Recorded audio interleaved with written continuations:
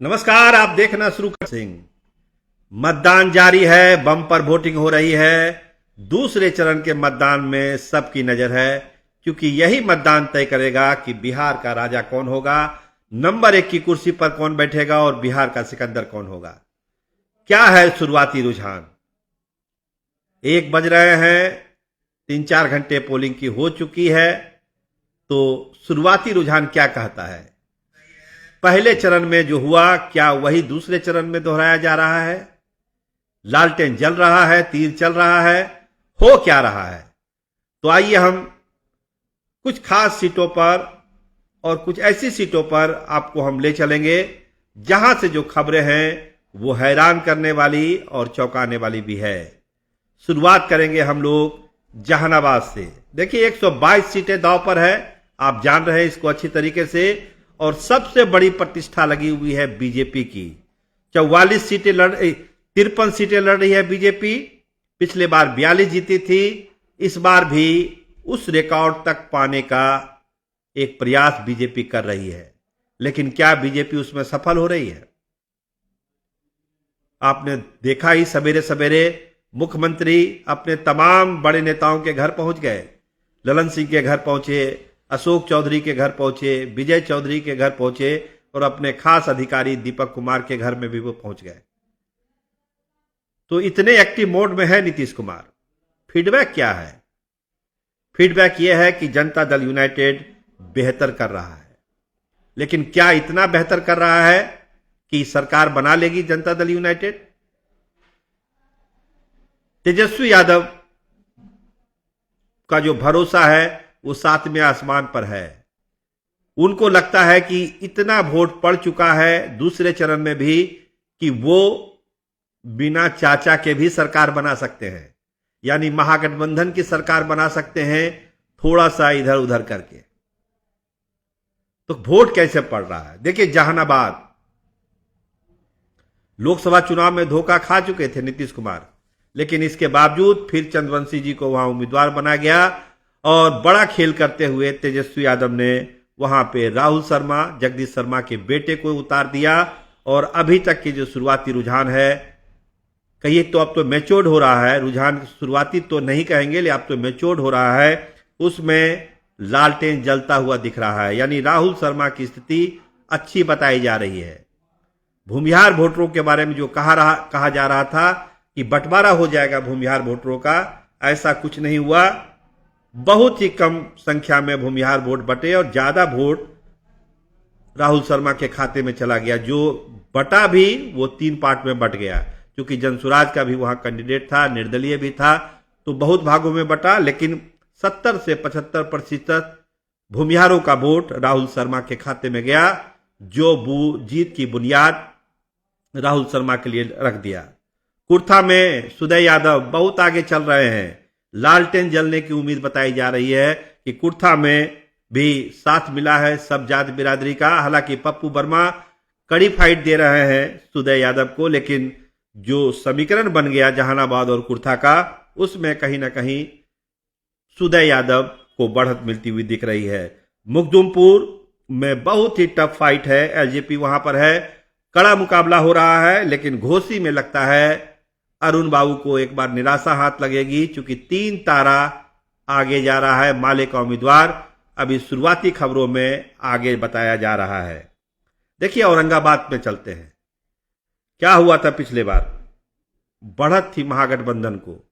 इस बार थोड़ा सा नुकसान औरंगाबाद में महागठबंधन को होता हुआ दिख रहा है, लेकिन फायदा हो रहा है जनता दल यूनाइटेड को। औरंगाबाद प्रॉपर की सीट, जिसमें कांग्रेस जो है आगे दिख रही है, लेकिन बीजेपी के जो कैंडिडेट हैं गोपाल बाबू के पुत्र, उनको भीतरघात का दंश झेलना पड़ रहा है। भीतरघात अगर कम हुआ तो मानिए कि क्लोज फाइट होगी, लेकिन अगर भीतरघात जम के हो गया तो फिर आनंद को जीतने से वहां रोकना मुश्किल होगा। औरंगाबाद की हम बात कर रहे हैं। नबीनगर में चेतन आनंद बढ़त बनाए हुए हैं। बहुत विरोध था चेतन आनंद का, क्या होगा नहीं होगा, लेकिन लगता है जनता दल यूनाइटेड के उम्मीदवार चेतन आनंद वहां से बाजी मार सकते हैं। तो जेडीयू को ये एडिशनल सीट वहां मिलने जा रही है। कुटुंबा में राजेश राम की स्थिति अच्छी है। तमाम दिक्कतों के बावजूद एक जो मिलने जुलने का एक सिलसिला रहता है, राजेश राम का स्वभाव उनका, वो उनको फायदा पहुंचा रहा है और कांग्रेस वहां पर आगे दिख रही है। प्रदेश अध्यक्ष भी है राजेश राम।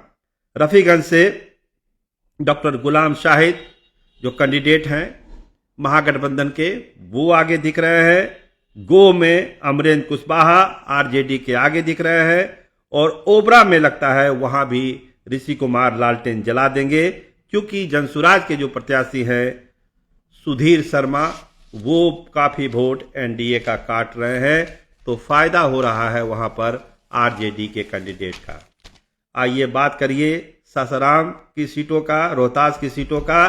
तो दिनारा में जबरदस्त टिंगर फाइट हो रही है और जय कुमार सिंह ईंट छाप, जिसके बारे में हमने आपको पहले भी कहा था कि जय कुमार सिंह कुछ कमाल कर सकते हैं, तो जय कुमार सिंह वहां पर कमाल करते हुए दिख रहे हैं। और मामला जो त्रिकोणात्मक दिख रहा था सवेरे सवेरे, 1 बजते बजते सीधे मुकाबले में जय कुमार सिंह आ चुके हैं।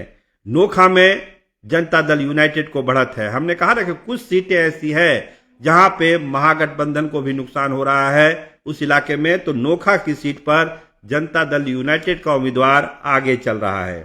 काराकाट में माले को बढ़त है और एक खबर ये समझ लीजिए कि माले में ज्योति सिंह जो निर्दलीय लड़ी थी वो दूसरे नंबर पर है, यानी माले और ज्योति सिंह के बीच मुकाबला है। पवन सिंह की पत्नी है ज्योति सिंह, लेकिन एज मिला हुआ है माले को। डेहरी में लोजपा और आरजेडी के बीच बहुत ही कांटे की लड़ाई है। चिनारी में कांग्रेस को बढ़त है और करगहर में बसपा और जेडीयू के बीच कांटे का मुकाबला है। बसपा को वहां पर बढ़त दिख रही है। आइए बात करते हैं अब कैमूर के इलाके की, यानी अगर आप रोहतास में देखिए तो 1-2 सीटों का नुकसान वहां महागठबंधन को हो रहा है, लेकिन फायदा जेडीयू या बसपा को हो रहा है, भाजपा को नहीं हो रहा है, क्योंकि शायद जो हमारी जानकारी है शायद वहां लड़ भी नहीं रही है बीजेपी।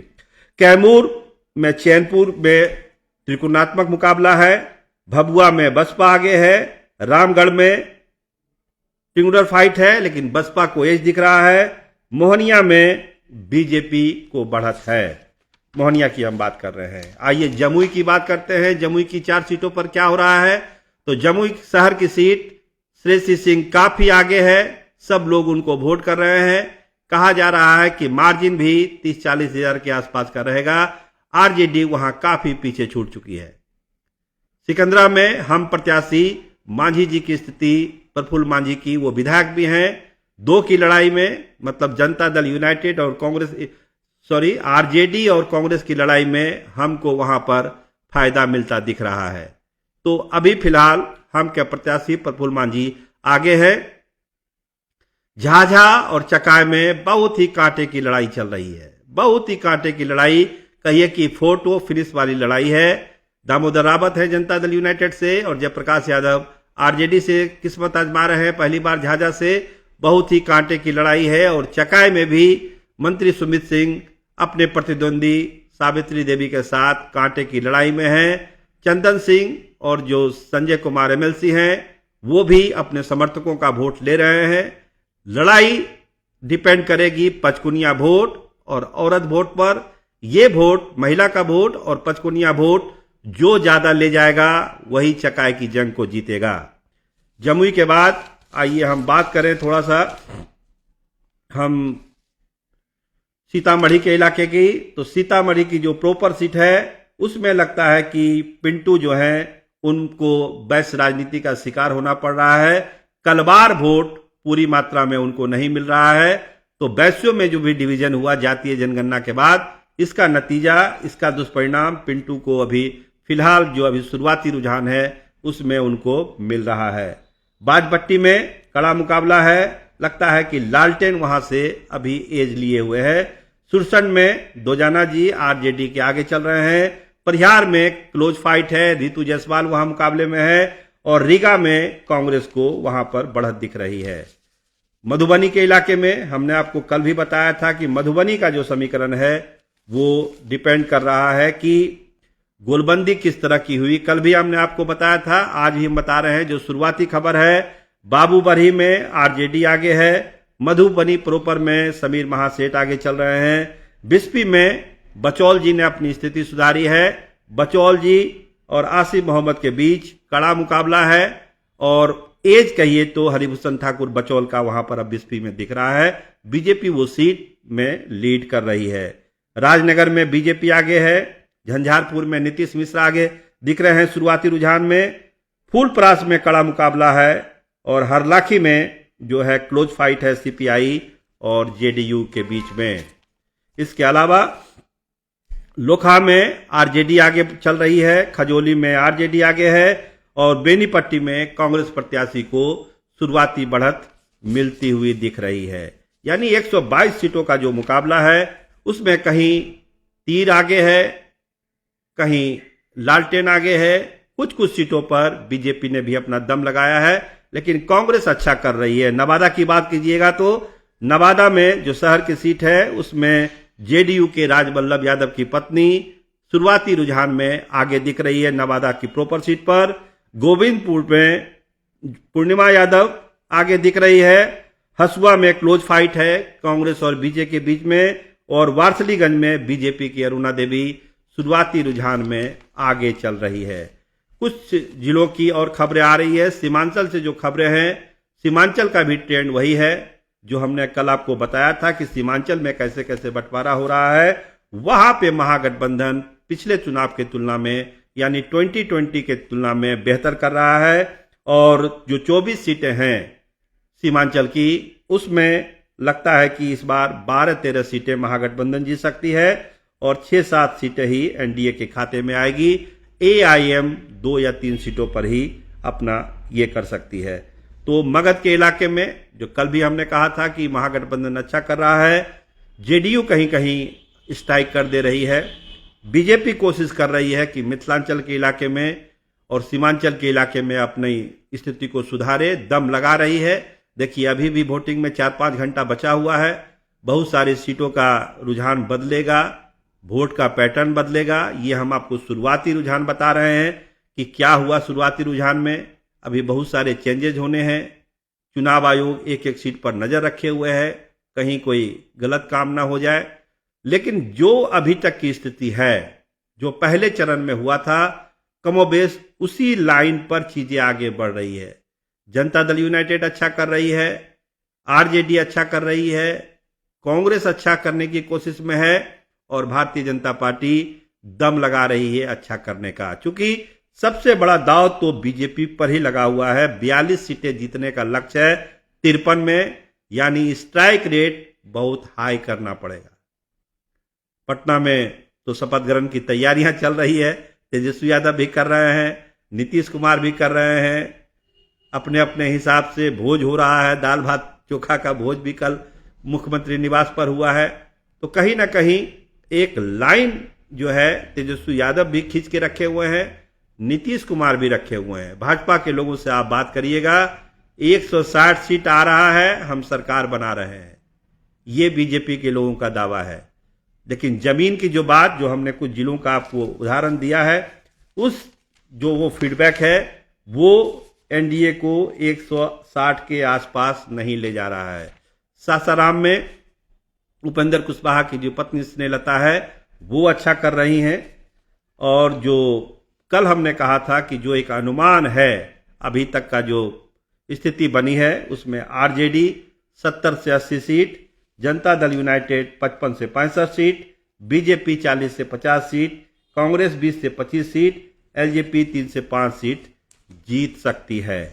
तो ये अभी तक का अनुमान है। अभी 2-4 घंटे के बाद जब और फीडबैक आएगा हम आपको अपडेट करेंगे कि दूसरे चरण के बाद क्या स्थिति बनी और बिहार में अगली सरकार कौन बनाने जा रहा है। लेकिन अच्छी वोटिंग, बम्पर वोटिंग बिहार के लिए अच्छी बात है। जिन्होंने वोट नहीं किया वो जाकर वोट करिए, वो आपका अधिकार भी है, कर्तव्य भी है, हक भी है। जरूर वोट करिए। देखते रहिए star TV Bihar. Cameraman Ramnandan के साथ हम सरोज सिंह। धन्यवाद, नमस्कार।